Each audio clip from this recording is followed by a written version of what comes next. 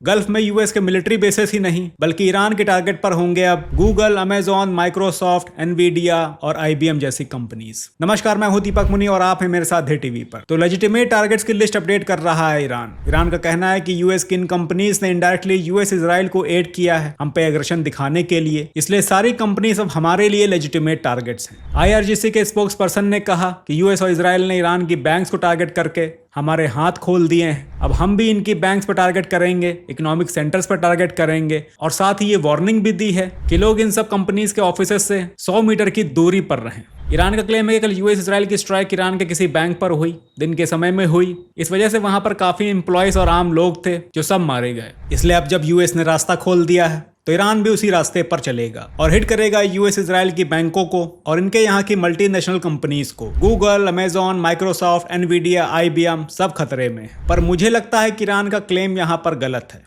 कल US Israel ने भले ही ईरान की बैंक को स्ट्राइक किया होगा, पर मैंने अभी 3-4 दिन पहले ही न्यूज पढ़ी थी कि ईरान ने अमेजॉन के डेटा सेंटर्स को हिट किया है, 2 शायद यूएई में और 1 बहरैन में। तो ऐसा नहीं है कि यूएस ने ये पहली बार किया है, ईरान इससे पहले भी कर चुका है। मैं यहाँ पर यह भी नहीं कहूंगा कि पहल ईरान ने की, मे भी हो सकता है यूएस इजराइल इससे पहले कुछ ऐसे अटेम्प्ट्स और कर चुके हों, पर ये ओपन डिक्लेरेशन ईरान की तरफ से आया है। अभी तक ईरान की लेजिटिमेट टारगेट्स पर मिडिल ईस्ट के यूएस बेसिस हुआ करते थे, जो मिलिट्री टारगेट्स थे, जस्टिफाइड थे, मिसाइल डिफेंस सिस्टम से प्रोटेक्टेड थे। पर यहाँ मुझे नहीं लगता है कि यूएई, बहरैन, कतर और सऊदी अरब में इन कंपनीज के आसपास यूएस ने एयर डिफेंस सिस्टम लगाए होंगे। तो अगर यहाँ पर ईरान को वापस हिट करना शुरू करता है तो प्रॉब्लम बढ़ जाएगी। इधर यूएस मिडिल ईस्ट में मिसाइल डिफेंस सिस्टम की एडिशनल बैटरीज ला रहा है, मे भी इन कमर्शियल सेंटर्स को डिफेंड करने की तैयारी हो। चलिए ये बात तो एक तरफ, पर यहाँ पे एक इंटरेस्टिंग बात यह है कि जो एडिशनल बैटरीज आ रही हैं पैट्रियट की, ये यूएस इंडो पैसिफिक से मंगवा रहा है, यानी कि साउथ कोरिया और जापान से। साउथ कोरिया इस बात से खुश नहीं है। साउथ कोरिया के पीएम ली जे म्योंग ने कहा कि हम यूएस के इस एक्शन को बस अपोज ही कर सकते हैं, सच्चाई ये है कि हम अपनी पोजीशन को पुश नहीं कर सकते। देखिए बात तो इनकी सही है और यही होता है जब आप अपने घर की safety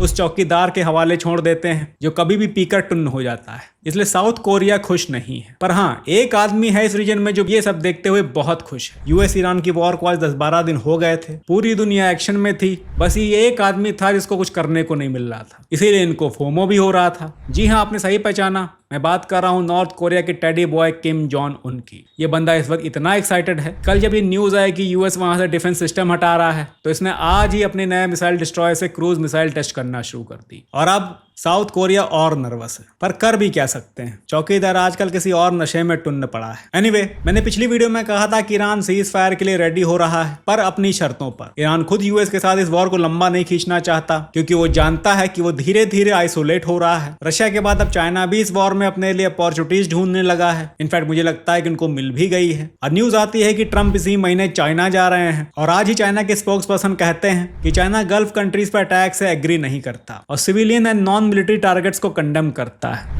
China does not agree with the attacks on Gulf states and condemns all indiscriminate attacks on civilians and non-military targets. The urgent task is to immediately cease military operations and prevent further expansion of the conflict. The solution lies in returning to dialogue and negotiation as soon as possible and striving to restore peace.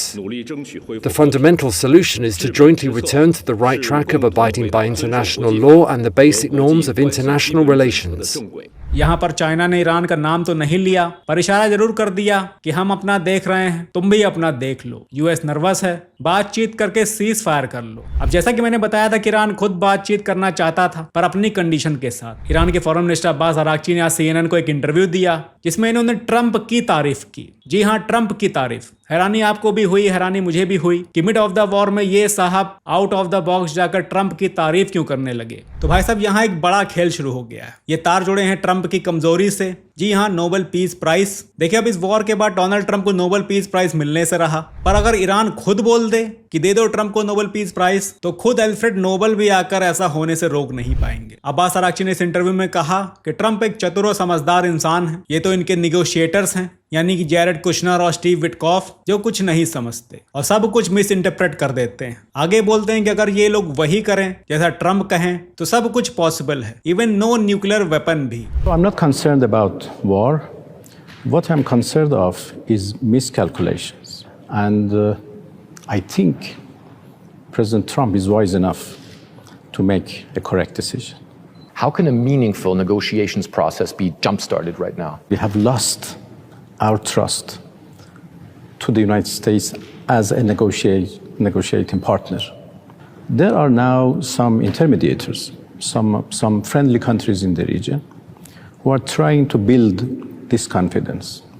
So I see the possibility of another talk if the US negotiation team follows what President Trump said, a fair and equitable deal to ensure that there is no nuclear weapons.